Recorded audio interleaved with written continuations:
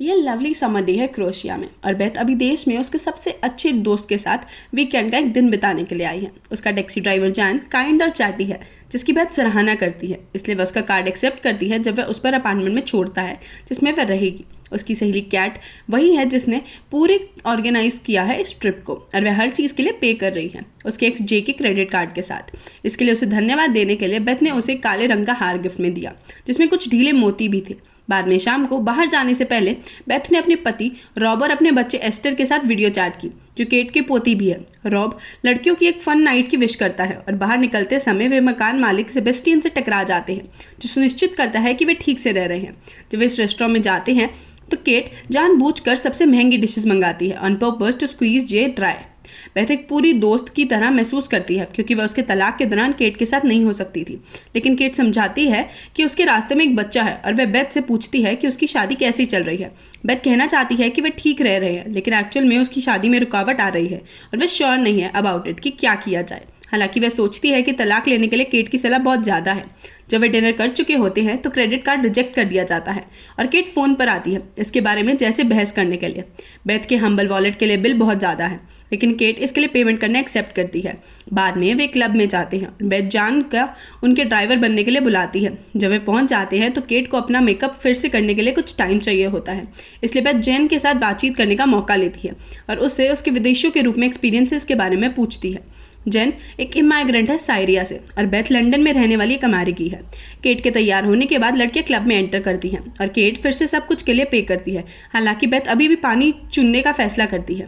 दो आदमी उन्हें देख रहे हैं, इसलिए केट ने बेथ को अपने साथ बैठने के लिए कहा। वह उसे बता रही थी कि उसे अपने रट से बाहर निकलने की ज़रूरत है और रॉब को जानने की ज़रूरत है। वे दोस्तों के साथ गपशप और शराब पीते हैं, लेकिन जैसे जैसे रात होती है बेथ को चक्कर आने लगते हैं। इससे पहले कि वह समझ पाती कि क्या हो रहा है बेथ अपार्टमेंट में जाग जाती है।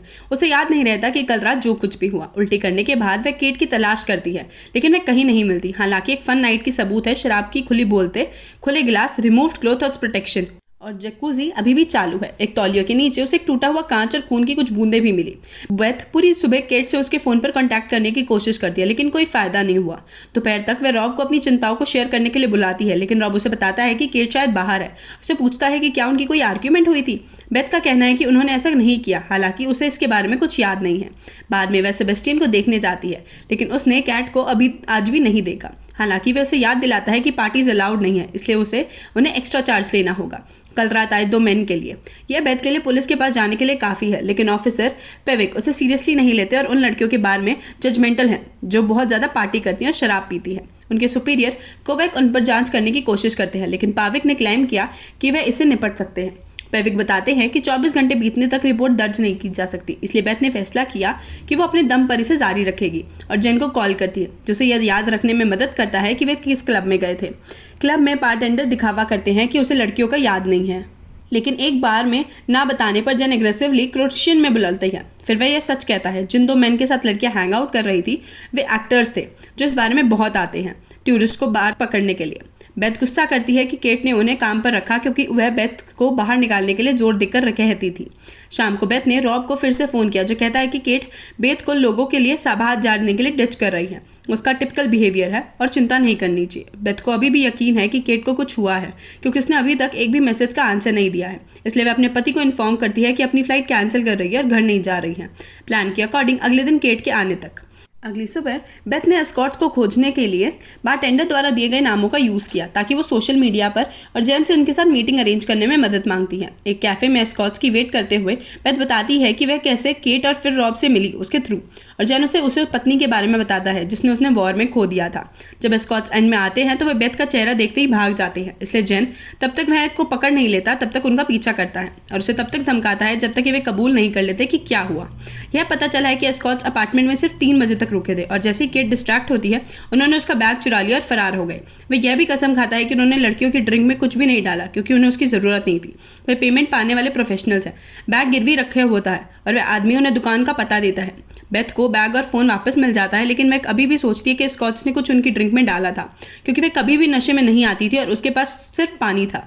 जैन को नहीं लगता कि ये सेंस बताता है, क्योंकि उन्होंने बेथ को कभी नहीं लूटा, इसलिए शायद ये केट की जिसने बेथ को एंड में आराम करने और फन करने के लिए अपनी ड्रिंक बनाया।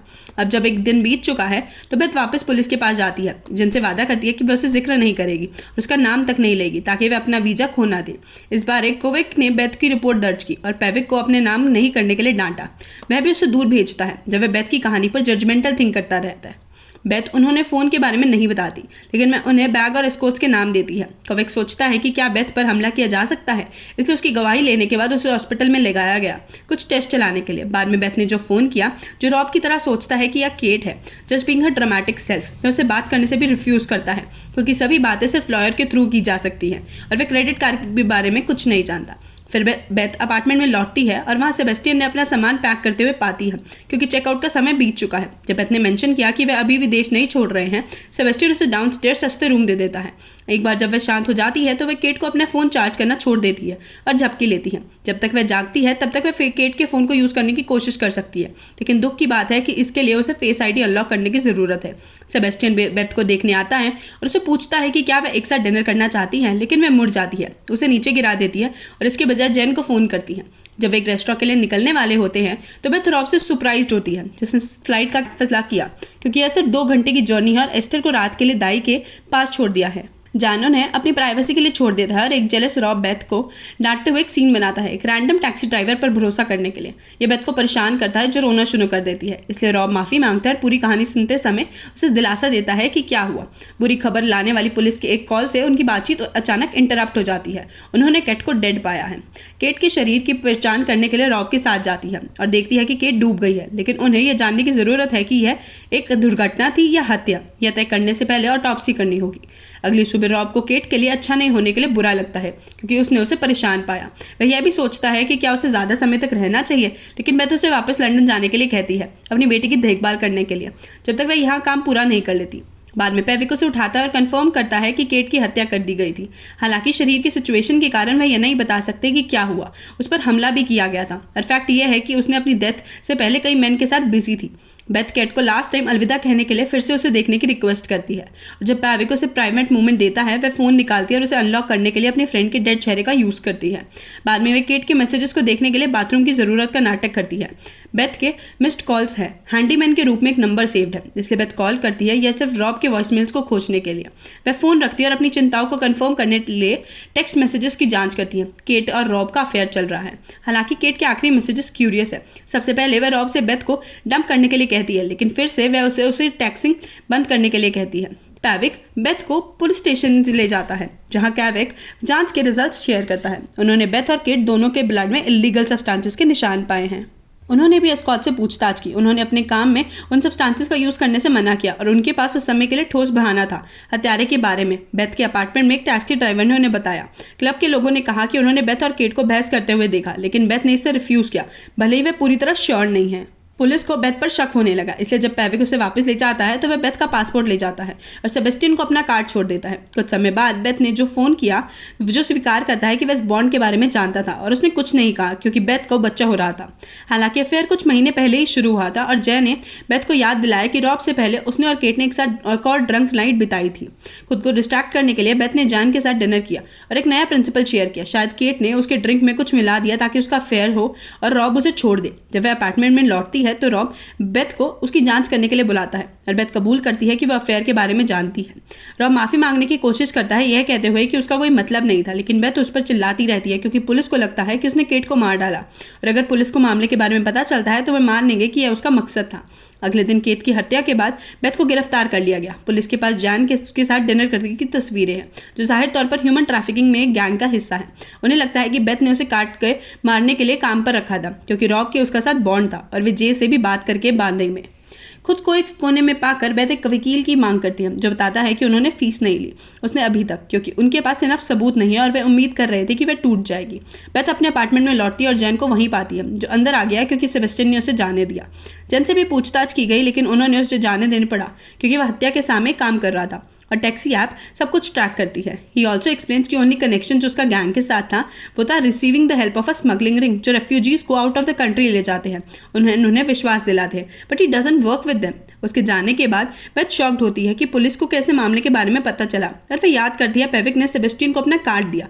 वह मिरर की जांच करते हैं, एक छुपे हुए कैमरे को ढूंढती है जिसने शराब, रॉब और उसे बातचीत की रिकॉर्ड किया गया था। वह सेबेस्टियन की तलाश में जाती है और छोटी छोटी बातें करते हुए वह उसके डिस्ट्रैक्ट होने की वेट करती है उसकी चाबी चुराने के लिए। सेबेस्टियन के जाने के बाद बेथ अपने प्राइवेट स्टूडियो में एंटर करने के लिए अपनी चाबियों का यूज करती है और पता लगाती है कि पूरी बिल्डिंग में कैमरे छुपे हुए हैं जो शावर में भी लोगों की जासूसी कर रहे थे। बेथ हत्या की रात की रिकॉर्डिंग पाती है और एंड में यह देखने के लिए जांच करती है कि क्या हुआ था। ऐसा लगता है कि वे बार में बेहोश हो गई क्योंकि एस्कॉट्स ने उसे अपनी बाहों में ले लिया था और साथ में कुछ मस्ती करने के लिए केट के पास जाने से पहले उसे उसके बिस्तर पर सोने के लिए छोड़ दिया। जैसे ही वह डिस्ट्रैक्ट हुई, उन्होंने उसका बैग चुरा लिया और एक टैक्सी लेने के लिए इमारत भाग गए। जब केट को पता चला कि उसके लिए लूट लिया गया है तो वह उस पर भी एक गिलास तोड़कर चली गई। उसने एक कैब भी ली जिसमें बेथ लाइसेंस प्लेट दिखती है, only to return women later in a different car with a different sticker on the front.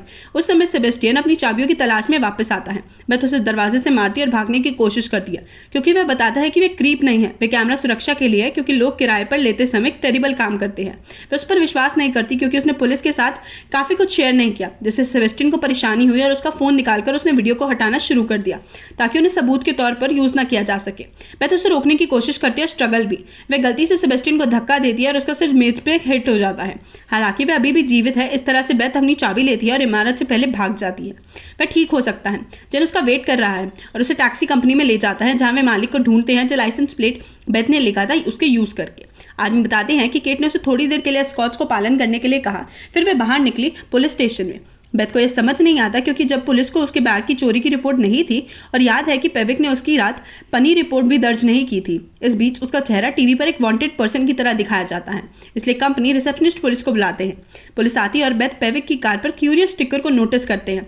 वह पक्का ही कातिल रहा होगा, इसलिए उसने कभी उनका कोई रिपोर्ट दर्ज नहीं कराई। जन और बेथ भाग जाते हैं लेकिन उनके पीछे बहुत से ऑफिसर्स हैं, इसलिए जन सरेंडर कर देता था बेथ को भागने का समय देने और अपने वकील को बुलाने के लिए। अनफॉर्चुनेटली पेविक उसे देखता है और एक इमारत में टॉप पर उसका पीछा करता है जहां बेथ आरोप लगाती है कि उसने केट की हत्या कर दी क्योंकि जब उसने उस पर अटैक किया तो उसने उसे ठुकरा दिया। गुस्से में पेविक बेथ को पकड़ लेता है ताकि वह उसे चुप करा सके क्योंकि केट को एक आवारा कहता है, only to be interrupted by Kovacs arrival. Beth पेविक के डिस्ट्रैक्ट होने का फायदा उठाती है, गलती से उसे रूफ से धक्का दे देती है और उसे उसकी मौत हो जाती है। कुछ समय बाद पुलिस स्टेशन में कोवेक ने गलत आरोपों के लिए माफी मांगी। उन्होंने अपार्टमेंट में और सड़क पर सेफ्टी कैमरे को दिखाते हुए फुटेज को बरामद किया। पेविक ने केट को अपार्टमेंट में गिरा दिया और बाद में समुद्र के पास एक आदमी केट को पानी में धक्का दे रहा है। पेविक वाइस को काम करते थे और कई महिला स्ट्रीट वर्कर्स ने दावा किया कि उन्होंने उनके साथ मारपीट की, लेकिन जांच के दौरान महिलाएं अपने बयान से पीछे हट गई, शायद इसलिए कि पेविक ने धमकी दी थी उन्हें।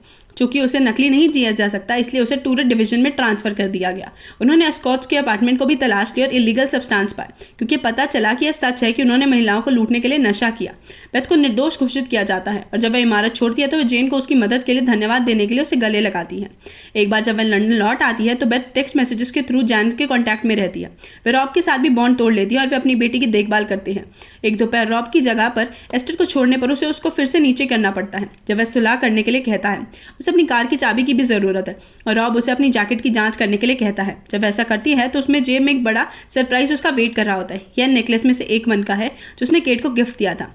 लंदन में क्रोएशिया के लिए सिर्फ 2 घंटे की फ्लाइट है, इसलिए रॉब फैंसी के बाद बेड के साथ उड़ सकता था जो उसका बहाना था। बेथ कोवेक को बुलाने के लिए बाथरूम जाती है और उसे असली अपराधी के बारे में बताती है, लेकिन कब रॉब उसे देखता है वह अपना फोन अपनी जेब में रखने का फैसला करती है।